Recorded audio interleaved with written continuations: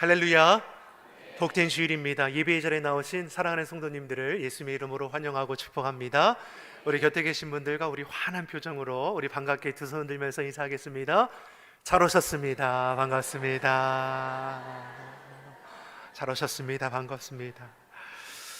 오늘은 4월 첫째 주일이자 우리 교회력으로는 사망원세 기고 다시 사신 예수님을 기념하는 부활절 둘째 주일이기도 합니다. 예수님의 승리는 믿는 저와 여러분의 승리임을 믿습니다.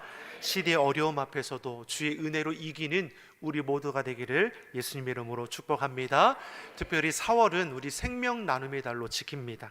각자 형편에 따라 헌혈 등 우리가 생명을 나누고 이웃을 돌아보며 또 복음을 전도하는 복된 이 한 달이 되기를 바랍니다.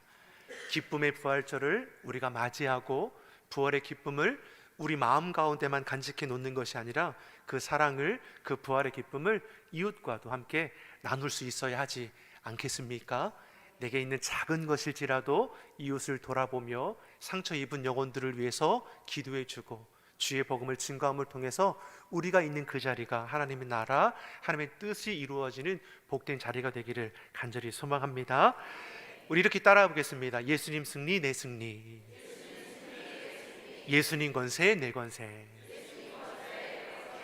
아멘이시죠? 예수님 승리하셨습니다.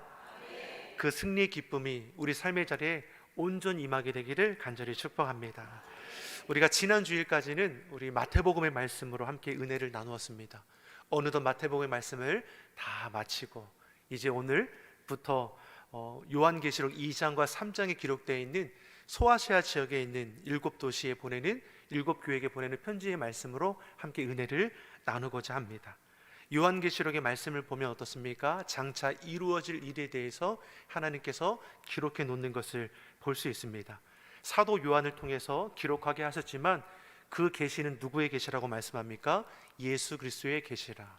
하나님께서 환상 중에 보게 하신 것, 하나님께서 이 땅 가운데 이루고자 하시는 것을 사도 요한을 통해서 보게 하셨고 그것을 그대로 기록함을 통해서 우리에게 하나님의 말씀과 뜻이 어디에 있는지를 분별할 수 있도록 주신 말씀이 이 계시록의 말씀인 것이죠. 그런데 어떤 분들은 이 요한계시록의 말씀을 종말을 기록하고 있기 때문에 무서운 책이라고 여기기도 하고 비유와 상징으로 표현되어 있기 때문에 너무 어려운 책이라고 생각하는 경우도 있습니다. 그런데 결코 그렇지 않죠.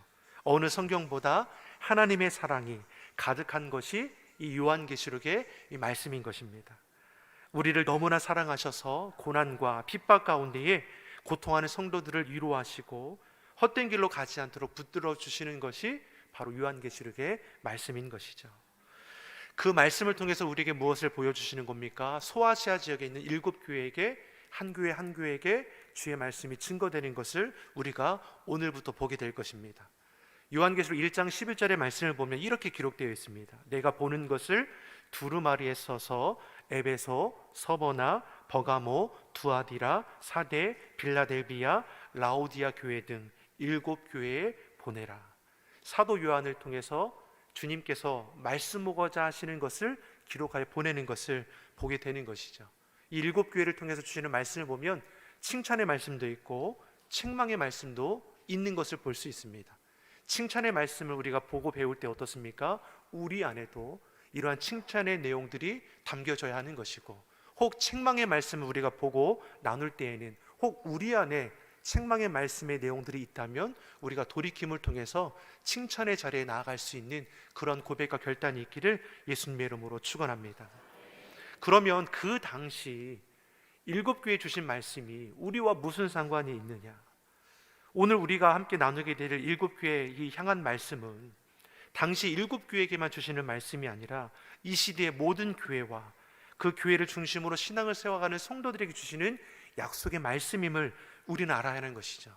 2024년 이 시대를 살아가는 우리 시온성교를 향해 주시는 말씀인 것이고 시온성교에서 함께 신앙생활하는 우리에게 주시는 말씀으로 알고 이 말씀을 아멘으로 받고 이 말씀을 붙들고 우리의 삶을 세워갈 수 있기를 예수님의 이름으로 축원합니다. 자, 먼저 에베소 교회에 주시는 말씀이 무엇이냐? 1절에서 3절의 말씀을 우리 같이 한번 읽어보겠습니다. 1절에서 우리 3절의 말씀을 같이 보겠습니다. 에베소 교회의 사자에게 편지하라. 오른손에 있는 7별을 붙잡고 7금 촛대를 사이를 거니시는 이가 이르시되 내가 내 행위와 수고와 내 인내를 알고 또 약한 자들을 용납지 아니한 것과 자칭 사도라 하되 아니른 자를 시험하여 그의 거짓된 것을 내가 드러낸 것과 또 내가 참고 내 이름을 위하여 견디고 게으르지 아니한 것을 아노라. 아멘. 에베소 교회는 사도행전을 통해서 보면 이 사도 바울이 3년이나 머물면서 복음을 증거했던 곳이 이 에베소 지역입니다. 대략 3년이라는 그 긴 시간 동안 머물며 주의 복음을 전하고 주의 일꾼을 양육하고 교회를 든든히 세웠던 것이죠. 자신이 에베소를 떠날 수밖에 없었을 때에는 영적인 아들 디모데를 교회의 지도자로 세워서 그만큼 마음을 쏟았던 것이 에베소 지역의 교회인 것을 우리는 알 수 있습니다. 그 에베소 교회를 향해서 두 가지를 먼저 칭찬하는 것을 볼 수 있습니다. 첫 번째는 내 행위와 수고와 인내에 대해 칭찬하는 것을 볼 수 있습니다. 에베소 교회는 어떠한 교회였느냐? 주의 복음을 전하는 일에 수고하기를 기뻐했던 교회라는 것이죠. 희생과 손해를 감수하면서 주의 복음, 진리를 기쁨으로 감당했던 것이 에베소 교회입니다. 그러니 무엇을 칭찬합니까? 너희의 행위와 수고와 인내를 먼저 칭찬하는 것을 볼 수 있는 것이죠. 우리 교회가 지난 주일 오후 예배에 그 시간에 지역 청소와 부활의 주님을 전하지 않았습니까? 거리를 깨끗이 청소하고 주의 복음을 전하는 귀한 시간을 우리가 가졌습니다. 이처럼 에베소 교회는 어떻습니까? 끊임없이 여러 가지로 봉사로 수고하기를 지속하였고 복음 전도를 위해 지칠 줄 모르는 열심히 그들 가운데 있었음을 보게 되는 것이죠. 이것을 칭찬하는 것을 볼 수 있고, 두 번째 칭찬은 무엇입니까? 악한 자들을 용납하지 않았다라고 했습니다. 자칭 사도라 말하는 거짓 교리로 속이는 자들, 이단들, 거짓 선지자들을 저들을 용납하지 않았다라는 것이죠. 이 시대를 보면 어떻습니까? 이단들이 질비하지 않습니까? 교회 밖에만 있는 것이 아니라 교회 안에도 침투해서 교회를 혼란스럽게 하는 악한 무리들이 있다라는 것이죠. 당시 에베소 교회에도 거짓 선지자들로 인해 혼란스러운 교회의 모습들이 있었다라는 것입니다. 거짓 교리로 미혹하는 것이죠. 이러한 거짓 선지자, 이단들로부터 흔들리지 않고 바른 신앙의 교리를 지켜내었던 교회가 에베소 교회입니다. 그러니 이것이 칭찬이 되었다라는 것을 오늘 우리에게 말씀해 주는 것이죠. 3절의 말씀처럼 에베소 교회는 예수님의 이름을 위하여 고난을 견디고 게으르지 않았다라는 교회인 것이죠. 이렇듯 칭찬받던 에베소 교회 이후의 말씀을 보면 어떻습니까? 책망의 내용도 있다라는 것을 우리에게 알게 하는 것이죠. 4절의 말씀을 한번 보겠습니다. 무엇이 이들이 책망이 되었는가? 우리 요한계시록 2장 4절의 말씀 같이 우리가 읽어보겠습니다. 그러나 너를 책망할 것이 있나니 너희의 처음 사랑을 버렸느니라. 아멘. 분명 에베소 교회는 칭찬받는 교회였습니다. 진리 앞에 타협하지 않고 하나님 신앙을 지키었습니다. 이를 위해 희생하고 손해보는 것을 감내하였습니다. 무엇보다 거짓 교사들, 거짓 선지자들, 이단들을 분별하여 물리칠 수 있는 그러한 교회였음을 볼 수 있습니다. 그런데 정작 문제는 다른 곳에 있었다라는 것이죠. 무엇이 문제가 됩니까? 처음 사랑을 버렸다라고 했습니다. 분명 진리를 지키는 것은 중요합니다. 그러나 에베소 교회 성도들이 이렇듯 진리 안에서 자유하게 된 것은 이들을 향한 하나님의 사랑이 있었기 때문입니다. 그 사랑으로 구원함을 입었고, 그 사랑으로 하나님의 자녀가 되었고, 그 사랑으로 주의 복음을 전하는 사명자가 되었습니다. 그런데 어느덧 하나님께 받은 사랑은 잊어버리고 진리로, 율법으로 이웃과 성도를 재단하고 판단한 일들이 일어나기 시작했다라는 것이죠. 진리가 너희를 자유케 하리라. 복음 안에서 우리는 참 자유를 누리는 자가 되었습니다. 그런데 복음을, 진리를 서로를 판단하고 정죄하고 재단하며 구분짓는 것으로도 사용하기 시작했다라는 것이죠. 바르게 믿는 것 못지않게 중요한 것이 무엇입니까? 서로 사랑하는 것이죠. 근데 이 사랑의 마음을 망각하기 시작했다라는 것이죠. 진리와 사랑의 균형은 참 우리가 균형을 이루는 것은 어려운 과제일 수 있을 겁니다. 사랑을 강조하다 보면 진리를 놓치게 되는 것이고, 진리를 강조하다 보면 사랑을 놓칠 수 있는 것이죠. 그런데 진리 없는 사랑은 무력한 것이고, 사랑 없는 진리는 사람을 억압하게 될 것입니다. 그래서 진리와 사랑은 균형을 이루어야 하는 것이죠. 사랑의 마음이 충만한 것처럼 주의 말씀으로 충만해야 하는 것이고, 주의 말씀이 충만한 것처럼 주의 사랑의 마음도 충만해야 하는 것입니다. 사랑하는 성도 여러분, 우리가 교회에서 직분과 사명을 감당하는 것은 나를 나타내고자 하는 것이 아닐 것입니다. 하나님의 은혜, 그 크신 사랑에 감격하여 그 감사함으로 내가 할 수 있는 것으로 하나님이 기쁘시게 위해서 우리가 사명과 직분을 감당하는 것이죠. 그 전제는 무엇입니까? 하나님 사랑이 있습니다. 그 크신 사랑이 나를 가만히 두지 않는 것이죠. 내 안에 갇혀있는 하나님의 사랑이 아닌 것입니다.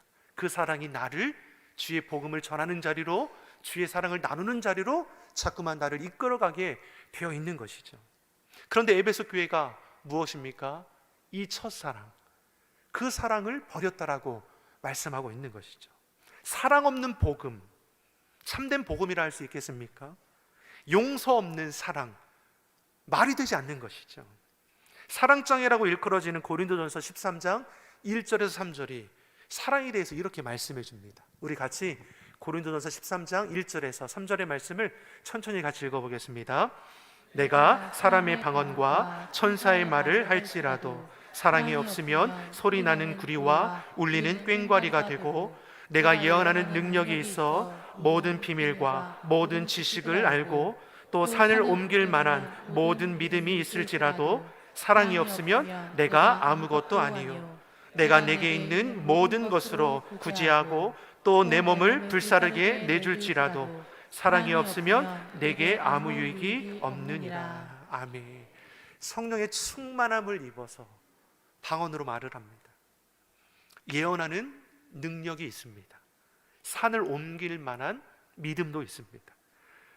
무척이나 부러운 능력이고 은사이지 않습니까? 그런데 그러한 능력, 그러한 은사가 있더라도 사랑이 없으면 무슨 소용이 있겠냐라고 말씀하시죠. 사랑이 없는 능력, 사랑이 없는 믿음, 사랑이 없는 은사, 사랑이 없는 수고와 열심, 무슨 유익이 있겠냐라는 것입니다.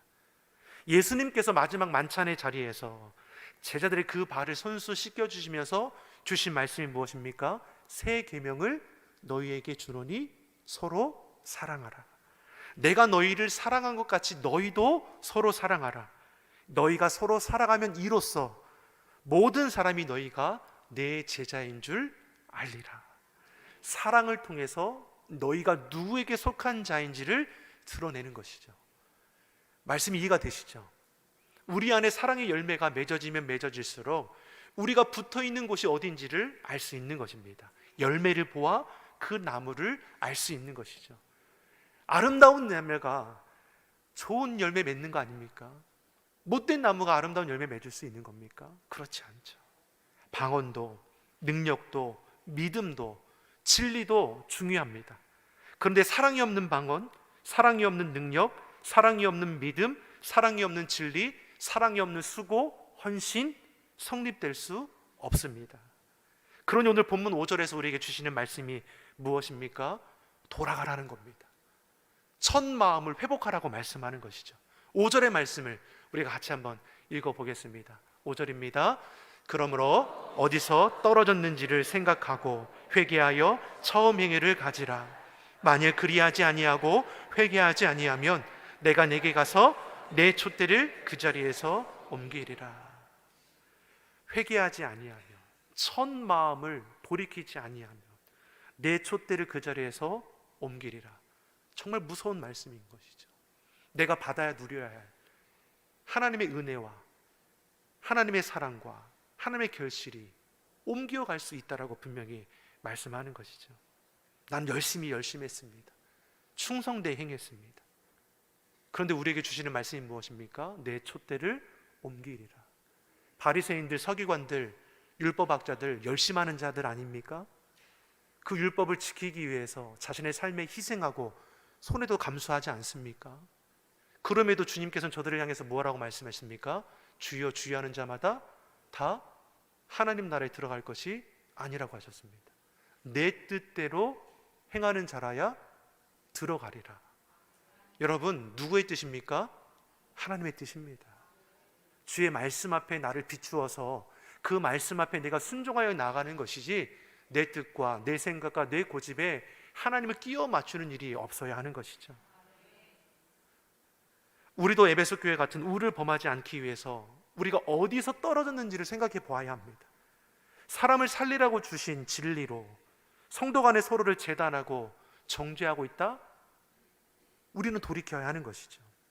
진리는 거짓된 것을 분별하고 거짓에 넘어간 사람들을 살리고 회복하라고 주신 것입니다. 예수님께서 체포되실 때에 그 곁을 지켰던 제자들은 아무도 없었습니다. 나는 주님을 절대로 버리지 않겠습니다. 나는 결코 죽을지언정 주님을 부인하지 않겠습니다. 호언장담했던 베드로 어떠합니까? 예수님을 모른다라고 3번이나 부인하고 도망가지 않았습니까? 예수님은 말씀하신 대로 십자가에 대속됨을 되셨고 3일 만에 사망권세 이기시고 다시 사셨습니다. 그리고 갈릴리로 가셨습니다. 우리 찬양대에서 찬양하신 것처럼 갈릴리로 가서요 주님께서 만나 주시는 것이죠. 예수님이 책망하기 위해서 갈릴리로 먼저 가셔서 이놈들 오기만 해라, 한 놈 한 놈 내가 그 책망할 거리를 다 적어놓고 너 이리 써봐. 너 어떻게 나를 모른다 부인할 수 있어? 내가 너를 위해서 어떻게 했는데. 예수님 이러지 않으셨지 않습니까? 오히려 제자들을 위로해 주시고 자신들을 향한 사랑이 변함없다는 것을 확인시켜 주셨습니다. 그 변함없는 사랑 가운데 저들 안에 회복과 치유가 일어나게 되는 것이죠. 그 사랑으로 거듭나는 것이고 이후에 성령의 충만함을 받아 순교하기까지 주의 복음을 증거하게 되는 것입니다. 무엇이 사람을 변화시키겠습니까? 사랑이죠. 여러분, 사랑이 변하지 않을 것 같은 자도 변화되는 거 아닙니까? 여러분, 우리가 죄와 허물로 죽었던 자들 아닙니까? 죽었던 우리가 변화되어서 하나님의 자녀 될 수 있었던 것은 나의 공로와 자격이 아니지 않습니까? 전적인 하나님의 은혜요 사랑인 것이죠. 우리나라가 일본의 식민지로 36년을 지내는 동안에 한국교회에 순교자만 있었습니까? 배신자, 배교자도 있었습니다. 교단이 신사참배를 결의하고 시행하는 일들도 일어났습니다. 해방을 맞은 후에 한국교회 어떠한 모습이었겠습니까? 서로 배교자라 배신자라 정죄하는 일들만이 있었지, 바퀴 앞에서 신앙을 저버릴 수밖에 없었던 연약한 자들이 돌아올 수 있는 그 기회를 주지 못했습니다. 진리를 내세워서 서로 싸울 뿐이지 사랑으로 위로하고 돌아보지 못한 것이죠. 화해와 용서가 아니라 아픔과 상처만이 남을 수밖에 없게 된 것입니다. 교회 안에서 성도 간의 싸움이 일어나면 정말 마음과 뜻과 정성을 다해 싸우기 때문에 세상에서 벌어지는 싸움 못지않게 무섭습니다. 상식 밖의 행동들을 신앙의 이름으로 하나님의 뜻이라 하며 행동하기 때문인 것이죠. 이것이 진리라는 이름으로 에베소 교회가 저지른 실수입니다. 사랑해야 할 대상을 미워하고 정죄했습니다. 죄와 허물로 죽어 마땅한 죄인이 하나님의 사랑으로 구원함을 입었음에도 그 받은 사랑, 그 은혜는 잊어버리고 자신은 정결하다, 거룩하다 자만하여 이웃을 정죄하고 구별해버린 것이죠. 그러니 5절 말씀에 무엇을 가리킵니까? 회개하여 처음 행위를 가지라는 것입니다. 다시 말해 사랑의 마음을 회복하라는 것이죠. 사랑의 마음이 회복되어야 하는 것입니다. 저 따라하겠습니다. 사랑의 마음 회복하겠습니다. 사랑의 마음 회복하겠습니다. 여러분, 사랑의 마음 회복해야 하는 것이죠. 그러면 첫사랑을 회복하는 그 방법이 무엇입니까? 기억하는 것이고 회개하는 것입니다. 권태기를 겪는 부부들, 서로를 향해 애틋했던 사랑의 마음을 잃어버린 부부들에게 이 상담자는 종종 추억 여행을 권하게 됩니다. 처음 만났던 곳이 어디입니까? 두 사람이 첫 키스를 나누었던 곳이 어디입니까? 프로포즈를 했던 때가 언제입니까? 이런 추억 여행을 통해서 그때 나누었던 사랑의 마음, 감정들, 그 약속들을 기억하고 되새기게 해주는 것이죠. 마찬가지로 우리도 내가 주님을 처음 만났던 그곳으로 우리는 날마다 기도의 여행을 행할 수 있어야 할 것입니다. 거기서 내가 주님 앞에 드렸던 약속, 결단의 마음을 우리는 기억하고 되새겨야 하는 것이죠. 그리고 무엇 때문에 언제부터 주님께 드렸던 약속과 결심에서 멀어졌는지를 기억해내는 겁니다. 그래서 돌이켜야 하는 것이죠. 회개는 무엇입니까? 돌아가는 것입니다. 하나님의 사랑과 은혜를 기억하여 하나님 곁으로 돌아가는 것이죠. 탕자가 아버지 품, 아버지 집으로 돌아가듯이 내가 서 있어야 할 그 자리로 돌아가야 하는 것입니다. 예배의 자리로 돌아가는 것이죠. 기도의 자리로 돌아가는 것입니다. 말씀을 붙잡고 살아가던 그 자리로 돌아가는 것입니다. 땀 흘려 수고하고 기뻐 감당하던 사명의 자리로 돌아가는 것입니다. 그리고 무엇보다 말씀과 기도로 주님과 뜨겁게 교제하던 그 경건의 자리로 우리는 돌아가야 하는 것입니다. 부부의 사랑이 식어가는 이유 가운데 가장 보편적인 것은 의사소통이 부족하기 때문이라고 말합니다. 마찬가지로 그리스도인들이 뜨거웠던 신앙이 식어져가는 보편적인 원인도 주님과의 교제를 잃어버리기 때문입니다. 여러분, 언제 뜨겁게 주님께 부르짖어 기도하셨습니까? 여러분, 최근에 눈물 흘리며 기도한 적이 언제입니까? 여러분, 떠올려 보십시오. 우리는 날마다 주님 앞에 나와 기도할 때 눈물 흘려 기도할 수밖에 없는 연약한 죄인이죠. 근데 어느 순간부터 주님의 그 은혜와 사랑을 잊어버리고 지식적으로, 습관적으로 신앙의 자리에 나가지 않습니까? 헌신과 수고가 하나님의 영광이니 아니면 나의 나됨을 드러내기 위한 헛된 것으로 우리가 전락하고 있지 않은지를 돌아봐야 하는 것이죠. 성도는 주의 그 마음을 결코 잃어버리지 말아야 할 것입니다. 사랑하는 성도 여러분, 첫사랑의 감격을 잃어버리지 않는 주의 성도 되기를 예수님의 이름으로 축원합니다. 주님을 생각하면 가슴이 뛰고 주의 이름을 부를 때마다 감사가 넘쳐나는 우리의 심령이 되어야 하는 것이죠. 예수님, 예수님, 예수님. 삶의 자리에서 읊조릴 때마다 마음이 뭉클해지고 눈실이 붉어지지 않습니까? 그렇지 않다고요? 10번 더 하십시오. 그래도 않다고요? 20번, 30번, 100번 해보십시오. 주님은 우리 마음을 만져주십니다. 여러분, 우리의 식어진 마음을 우리가 어떻게 되새길 수 있습니까? 주의 이름을 불러야 하죠. 주님, 주님, 주님, 주님.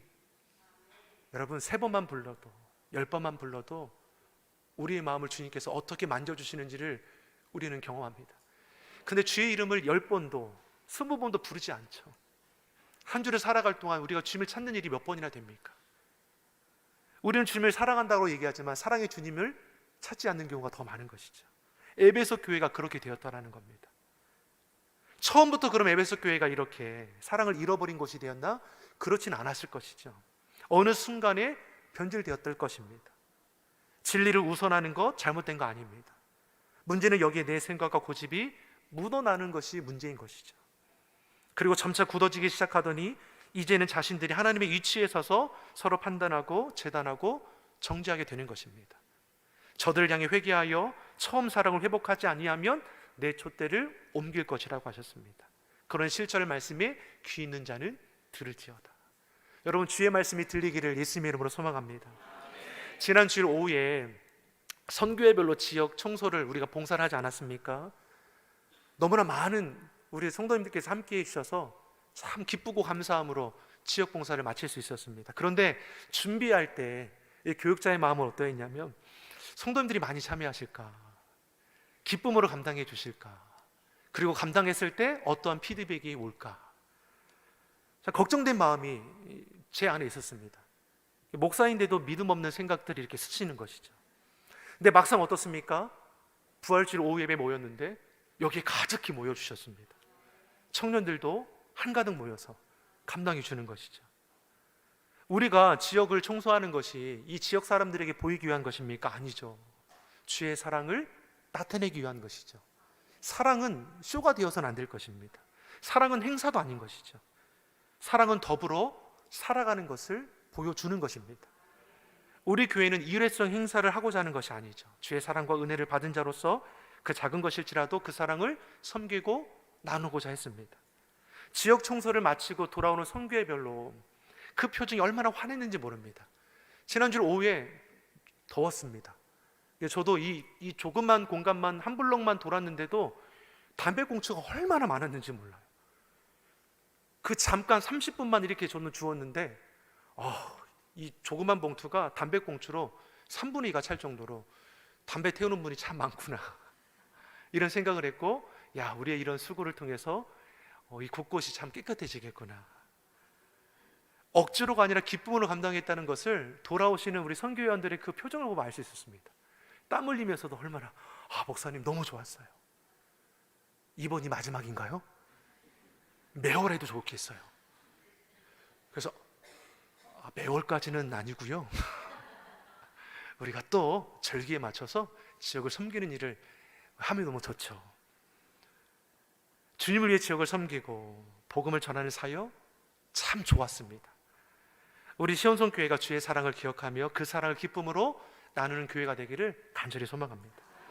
특별히 4월은 우리가 생명 나눔의 달로 지킵니다. 부활의 주님을 내 안에만 간직하는 것이 아니라 헌혈 등 생명을 나누는 일에 우리가 참여하고 이웃을 도와주고 또 복음을 전하는 일에 여러분 힘써 다하는 이 한 달이 되기를 간절히 소망합니다.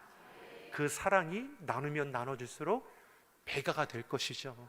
그리고 그 사랑을 통해서 하나님께서는 어떤 놀라운 일들을 이루어 가실지 우리가 참여함을 통해서 맛보고 누리는 삶이 되기를 예수님의 이름으로 축원합니다.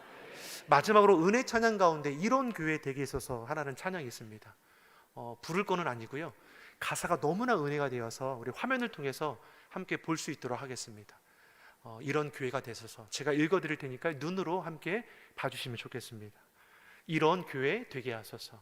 진정한 예배가 숨쉬는 교회, 주님이 주인 되시는 교회, 믿음의 기도가 쌓이는 교회, 최고의 찬양을 드리는 교회, 말씀이 살아 움직이는 교회, 성도의 사랑이 넘치는 교회, 섬김과 헌신이 기쁨이 되어 열매 맺는 아름다운 교회, 주님의 마음 닮아서 이웃을 사랑하는 교회, 주님의 영광을 위해서 빛 대신 주님 전하는 교회, 사랑의 불꽃이 활짝 피어나 날마다 사랑에 빠지는 교회, 주께서 사랑하시는 우리 교회가 이런 교회 되게 하소서. 아멘. 우리 시온성교회가 이런 교회 되기를 바랍니다. 우리 시온성교회 성도님께서 이런 교회를 섬기며 세워가는 거룩한 성도 되기를 예수님의 이름으로 축원합니다. 기도하겠습니다. 좋으신 아버지 하나님, 우리 시온성교회가 주님의 사랑을 품은 교회가 되게 하여 주시옵소서. 주의 성도들 한 심령마다 주님의 사랑을 간직하며 그 사랑을 각자의 자리에서 증거하며 나누는 삶을 살아내게 하여 주시옵소서. 우리가 행하는 사랑의 수고를 통해서 하나님의 나라 그 뜻을 이루어가는 복 있는 교회요 주의 성도들이 되게 하여 주시옵소서. 감사드리며 예수님의 이름으로 기도드립니다. 아멘.